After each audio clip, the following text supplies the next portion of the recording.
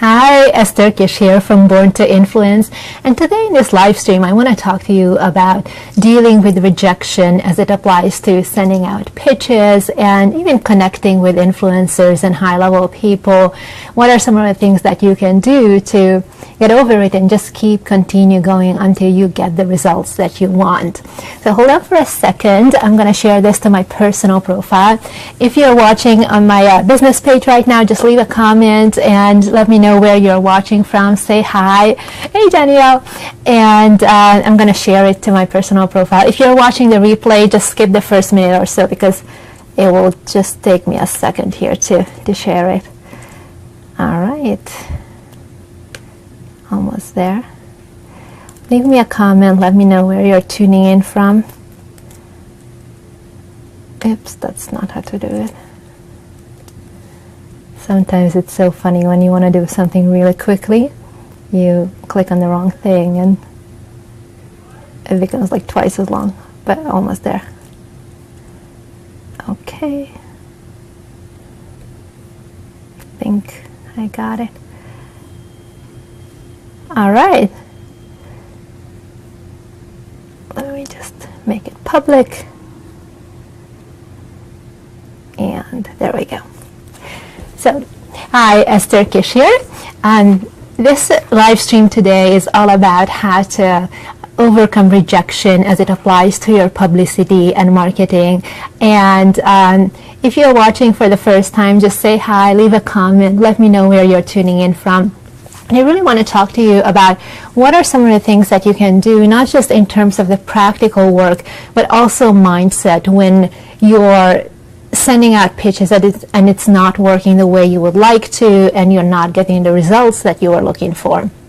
So one of the first things, and we talked about it in a previous live stream, is to be gradual with the way you're rolling out your publicity campaign. So you don't want to send out 1,000 pitches all at the same time, because as you're getting feedback, you will see some things, you'll see some patterns, as some people say that yes, but just this, or this is more of a topic that I would be interested in, or they say no to certain angles consistently.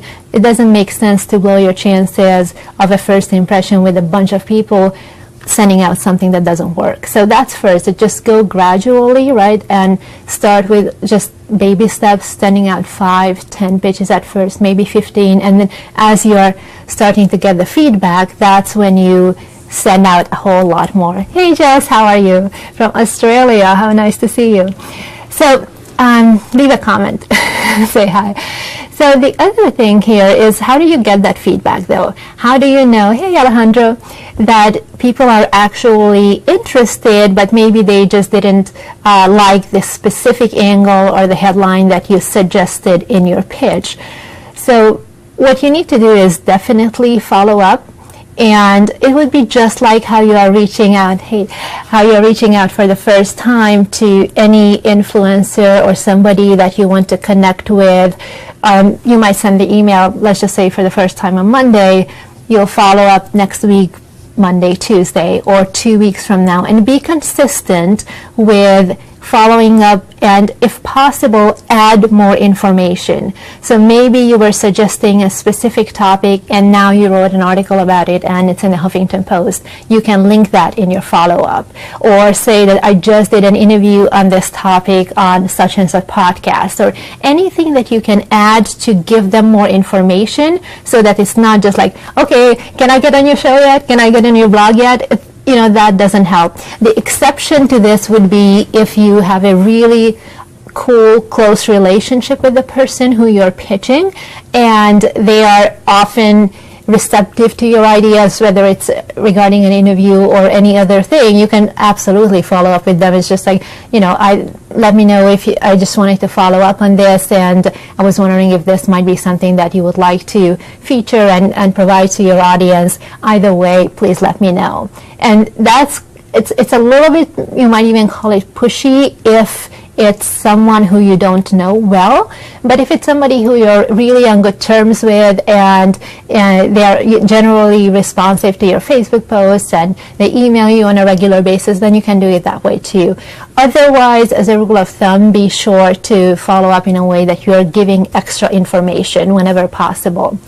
Now, if it was a situation where, let's say you wanted to speak at a particular event and they turned you down, or there is a deadline, like you were pitching it for an angle like Veterans Day, or something like that, where you can't go beyond a certain date and still pitch the same thing, that's okay. But you still can find a way to connect with that person who you've been pitching and just give them something, offer them something. So it might be that you're sending them a different email on a different thread in that type of a situation where, you know, you give them a link to an article that is not featuring you, but that's something related to a topic that they recently wrote about or that they recently did a podcast on, because it's reasonable to expect that they would be interested in that topic and they might want to do a follow-up piece.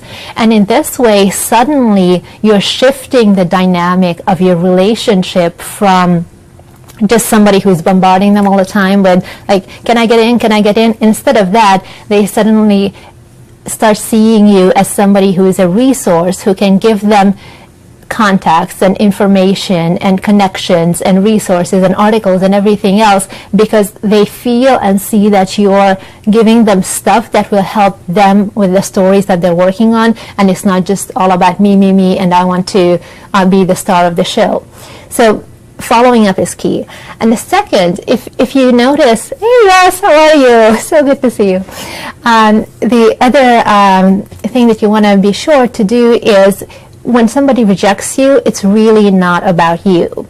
Most of the time, it was just not the right fit for that particular story that they're working on, or it wasn't just a good fit generally for their show or for their podcast, or maybe the topics that you suggested were not exactly something that they would feel their audience would really resonate with, or it's possible that, you know, they just did something recently, which is very easy to look up on your end, right? You see what they have published recently, and then if you think that it's very close to that topic, then say that I noticed that you wrote about this particular topic. Hey Danielle, and I thought you might like to do a follow-up story from this perspective, from this angle.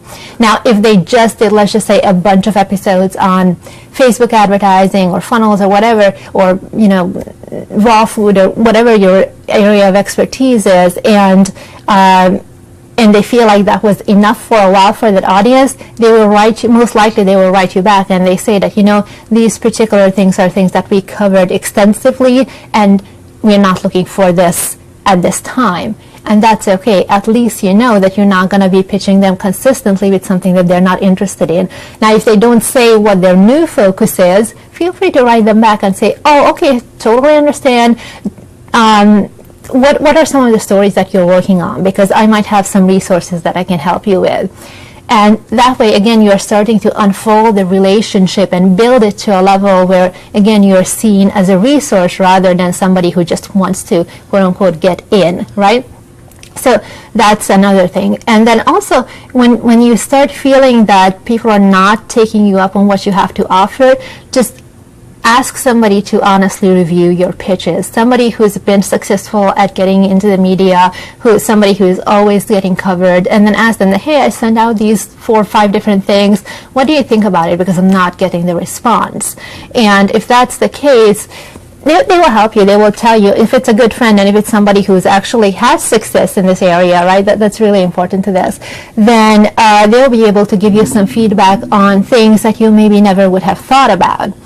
And just going back for a second to the idea of asking somebody if they said that we are not covering this topic for a while, you can, when you ask them that, okay, what else are you working on? Maybe I can help. And by the way, do you have any suggestion for other shows or other blogs or other interviewers who are interested in this topic, the one that you've been pitching them before? And it's very possible that they will be able to recommend somebody for you who is covering those topics. And then that way, now when you're reaching out to the new person who they suggested, you can even reference the first person and say that, hey, so-and-so suggested to reach out to you.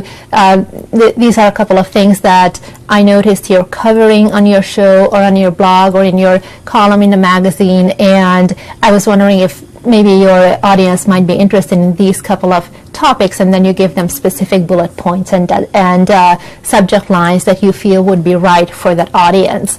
Now, what you want to be careful of with this approach is make sure that you're doing it in a way that is not pushy and that is based on true research. So don't just randomly start emailing people and saying, you know, that so-and-so suggested that I should do that, and you're abusing their name. That doesn't work.